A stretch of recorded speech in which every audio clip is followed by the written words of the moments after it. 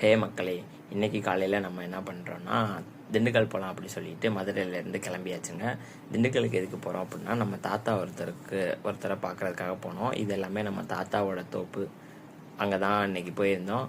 So குளிக்கலாம் அப்படின்னு சொல்லிட்டு ஒரு கிணத்துக்கு போனோம். அங்கே தண்ணியே இல்லை. அதுக்கப்புறம் சரி வாங்க பம்பு செட்டுக்கு போகலாம் அப்படின்னு சொல்லிட்டு நம்ம தோப்புக்குள்ளே இருந்த நம்ம பம்பு செட்டுக்கு போயிட்டோம். அங்கே போயிட்டு நல்லா குளிச்சுட்டு இருந்தோம். தண்ணி மட்டும்தாங்க கொஞ்சம் உப்பாக இருந்துச்சு. தண்ணி ஃபோர்ஸ் அவ்வளோவா வரல பைப்பில். மற்றபடி எல்லாமே ஓகேவாக தான் இருந்துச்சு. இவங்க 2 பேர் யாருன்னா நம்ம அக்கா பசங்க தான். அதுக்கப்புறம் சரி குளிச்சு முடிச்சுட்டு நடந்து போயிட்டு இருந்தோம். எதுக்குன்னா இன்னும் நிறையா தோட்டம் துறவெல்லாம் இருக்குது, அதெல்லாம் பார்ப்போனே அப்படின்னு சொல்லிட்டு அந்த தம்பி நம்மளை கூப்பிட்டு போனாப்புல. போயிட்டு இருக்கும்போது ஒரு இடத்துல தக்காளி செடியாக இருக்குது அப்படின்னு சொல்லிட்டு என்ன பண்ணிட்டாங்க, டக்குன்னு போயிட்டு தக்காளியை பிடிங்கிட்டு சாப்பிட ஆரம்பிச்சிட்டாங்க. அதுக்கப்புறமா சரி வாங்கினே, இது கோடை காலம், மாங்காய் சீசன் வந்திருக்கும், கோடைக்காய் காய்க்கும் அப்படி சொல்லிட்டு கூட்டு போனாங்க. பார்த்தா வழியை காணோம். திருப்பியும் வாங்கினேன்னு சொல்லிட்டு வேற வழியில கூட்டு போனாங்க. அங்கே கூட்டு போயிட்டு அப்படியே நடந்து போயிட்டு இருந்தோம்.